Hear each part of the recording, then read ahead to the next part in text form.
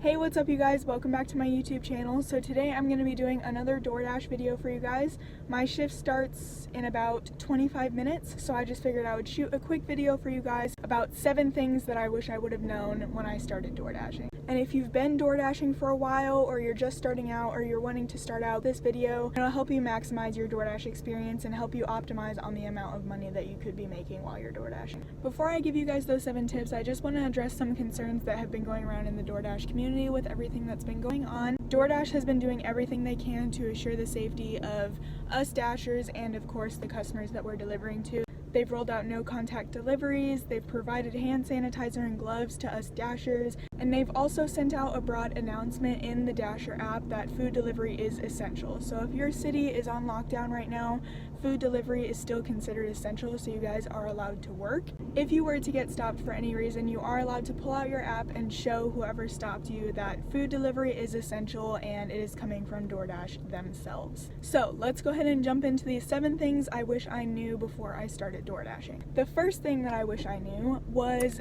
that hotspots are not hotspots.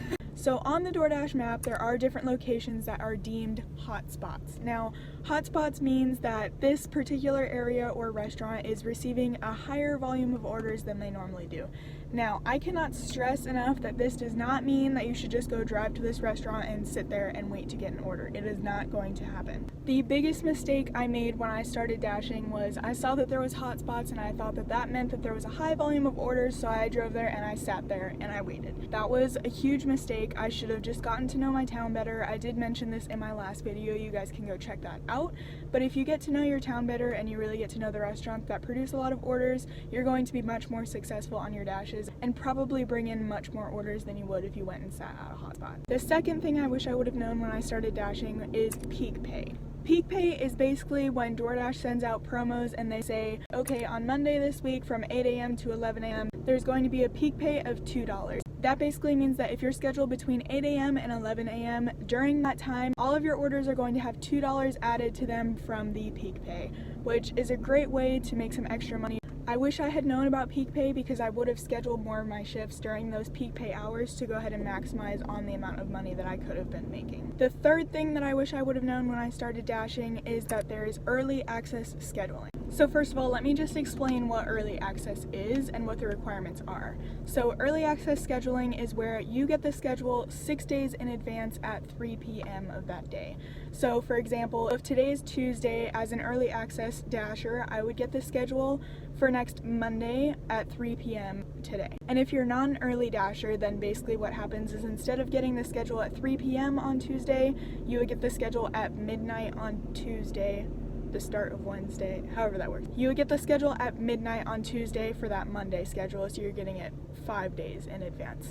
To meet the early access qualifications, you need to have completed a lifetime of 500 deliveries, or you need to have completed 5 deliveries within that last week. The other qualifications are you need to have a customer rating of a 4.6 or higher, and you need to have a completion rate of 95%. Now, sometime last month, Doordash rolled out new requirements for early access scheduling in a couple of affected areas.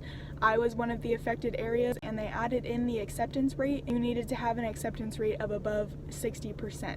I did not qualify for that. My acceptance rate hovers right around 52%. So for the 2 weeks that was being tested, I lost my early access scheduling, and I noticed about a week or 2 ago that my early access scheduling came back, so I guess whatever they were experimenting on did not have the effect that they were hoping it did. But to sum it up, I really wish I would have known about early access scheduling because you can qualify for it pretty early on, and it allows you to guarantee your shifts for the following weeks. And I didn't know about that, so I had just been logging onto the Doordash app every day hoping that I got a shift. And if I would have known about early access scheduling, then I would have been able to get on the schedule consistently like I do now. So the fourth tip that I wish I would have known, actually I mentioned previously in my other video, is that you can start your shift 15 minutes early.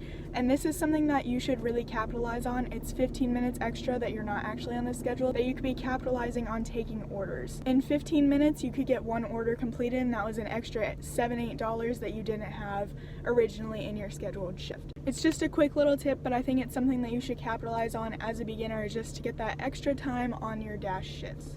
The fifth tip I have for you guys is to pay attention to what orders you are taking. When Doordash sends you the orders, you can see how many miles you're going, how much money you're going to be getting, and if it is a red card order or not. When I started Doordashing, I had no idea about red card orders. I really didn't understand how much they slowed you down, so if it said red card order, I was just like, okay, cool, and I took it, because all I was paying attention to really was how much money I was going to be getting.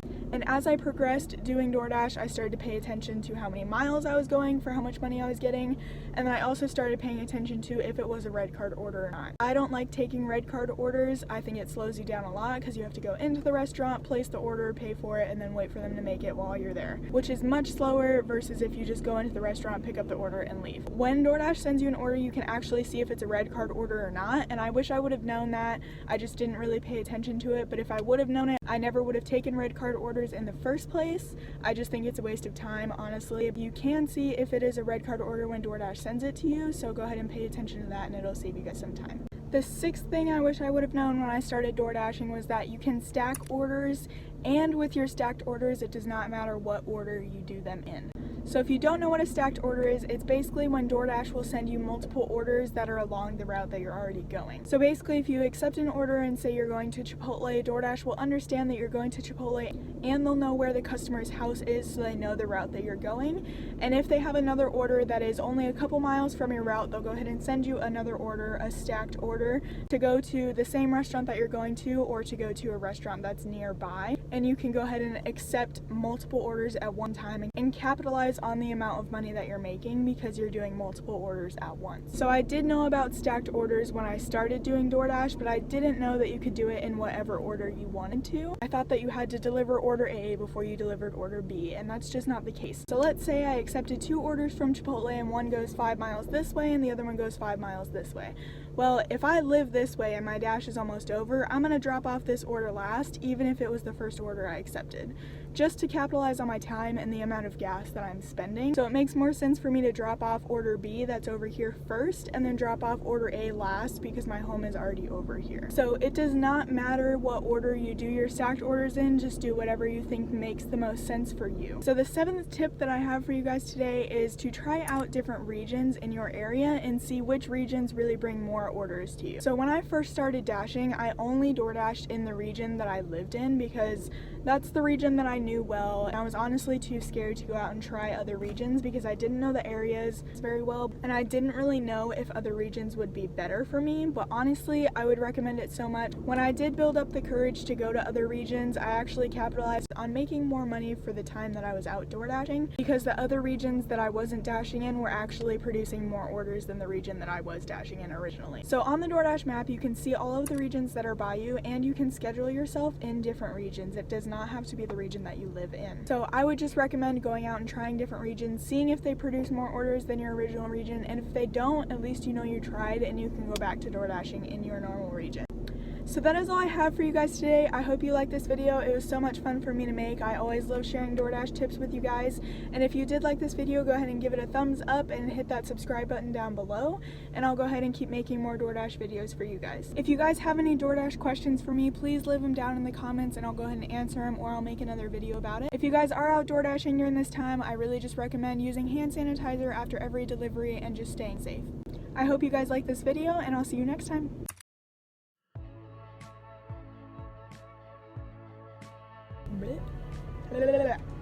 Oh man, this is gonna be a long video.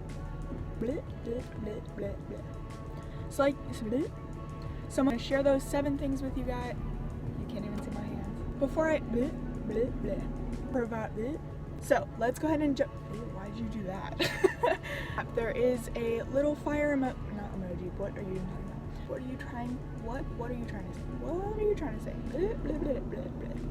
Okay, if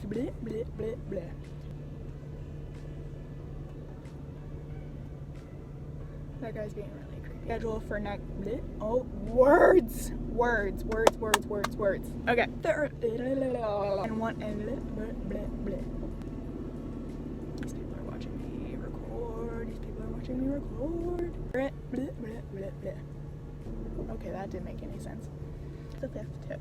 What was it?